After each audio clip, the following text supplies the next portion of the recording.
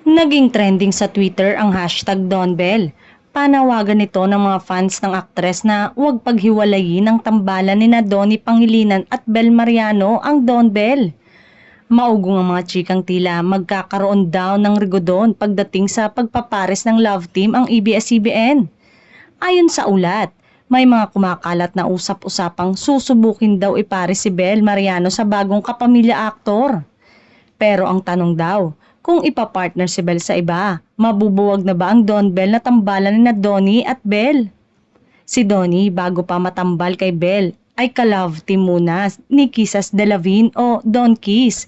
Subalit, nabuwag ito matapos lumundag ng huli sa GMA Network. Pero habang isinusulat ang artikulong ito, wala pang kumpirmasyon, tugon, reaksyon o pahayag ang kampo ni Donnie at Bel tungkol dito, gayon din ng Star Magic o ABS-CBN.